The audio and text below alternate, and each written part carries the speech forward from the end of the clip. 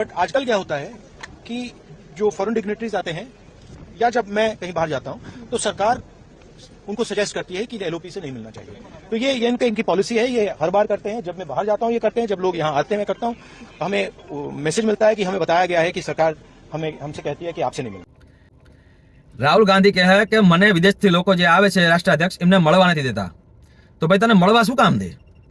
તું ભારતના વિપક્ષની રીતે તું એલઓપી છું, લીડર છું બધા વિરોધ પક્ષનો, પણ તું ભારત વિશે ક્યારે સારું બોલી શકસ?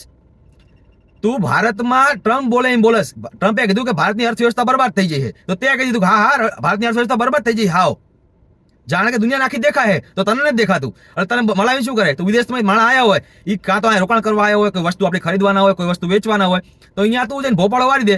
તું જઈને કહી દે એમને કે અરે ભાઈ ના રોકાણ કરશો ભાઈ, અહીંયા ભારતમાં બધું બરબાદ થઈ ગયું છે, અમારી વસ્તુ ખરીદશો નહીં, અમારી વસ્તુ સારી આવતી નહીં. જેમ કે તને યાદ છે ભારત પાકિસ્તાન યુદ્ધ દાણે ત્યારે જે પાકિસ્તાન પૂછતું હતું એ તું પૂછી રહ્યો હતો કે કેટલા પ્લેન પડ્યા.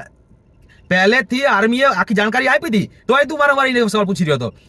એક વાર પણ એમ પૂછ્યું કે ભારતની આર્મીએ શું કર્યું, ભારતની આર્મીએ કેટલું ઉડાડ્યું, એ કાયદેસર તારે પૂછવું હતું ને, તો એ પૂછતો નતો. એટલે તું ભારત તરફ હતો જ ક્યારે તો તને મળવા દે. અને બીજો એકને સવાલ કર્યો કે હું વિદેશ જાઉં ને તો મને વિદેશના લોકો નહીં મળવા દેતા, પણ તું વિદેશ જાસ તો કોઈ કહીને જાસ?